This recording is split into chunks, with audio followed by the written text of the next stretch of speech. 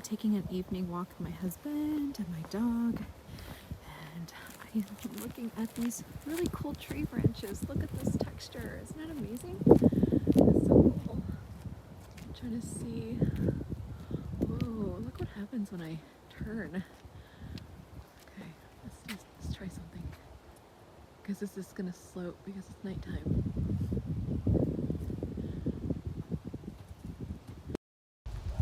Whoa, that's kind of cool. Okay, let's try it again.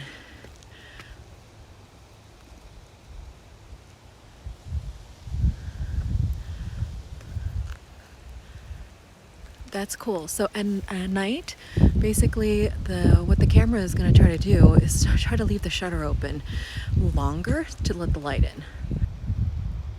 I'm going to compose it like this because I love the texture. Ooh, that's pretty. Okay, but notice that it'll automatically take its sweet time. I'm going to turn. That's really cool. So here are the images that we ended up with, these 4. I really like this one because it's interesting. It's that semicircle. Love this one because it's the shapes of the branches that I loved in the first place. This one's kind of interesting, and this one's a little too choppy for me. I think it's going to be this one or this one as my final pick. And it really depends on what I will do with it later. I think I'm going to try something with this one. And because of the shape, I'm going to play around with double exposure. I love texture, so let's see what we can do. I want to talk to you guys about happy accidents and just experimenting and just playing around. And sometimes you end up with cool stuff, right? So we're going to be playing around with some double exposures. And I think the first double exposure that ever happened in the world was a happy accident. It's started in the back in the days of film when, we would take one shot and we forget to wind the film and then take another shot, and they would just be 2 images stacked and overlaid on top of each other.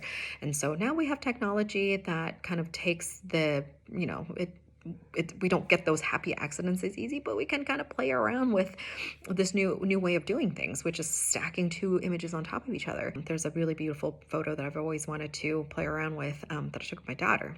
Laid it on top of each other, and I want to show you how I did that. Image into VSCO, and I'm going to play around with what we can do here. I don't want anything too bright. I really like this. I like this, and I think I like that ones that are just that kind of give it a little bit of a mystery. I might go with this because for the double exposure, since I'm going to make a double exposure, I'm actually going to bring down the contrast of this image and make it very light. Because I don't want this to compete with the other image. All right, I brought this image into Afterlight, and there is a double exposure tool in here, and it's awesome.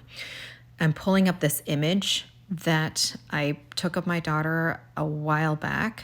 Look at this. Double exposure. Isn't that gorgeous? Whoa. Okay, I did not want to apply that because it didn't. It's going in the opposite direction that I want to. So let me show you. Like, okay, let's see. What? So she's kind of pointing towards the branches. I kind of want to point her in the opposite direction.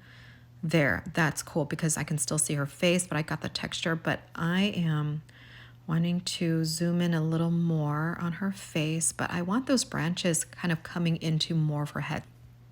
I'm gonna go back in like this, quarters, in like that. I'm gonna bring it up. I think that's where her eye was, right? Those 2 branches.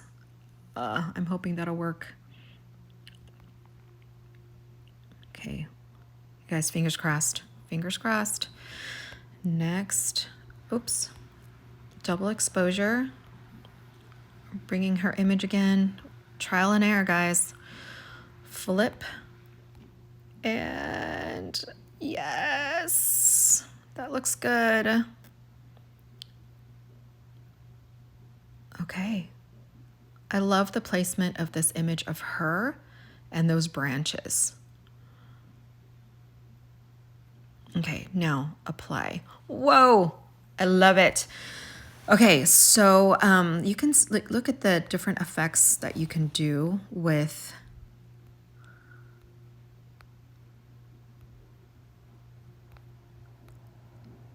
double exposure. I think my favorite is either screen or soft light. It blends a little bit better. Oh, that's hard light. Overlay. I like this one because I feel like it's a little more integrated. Oh, I really like that too. I just love the color of that one. All right. I think that's so much fun. That's beautiful.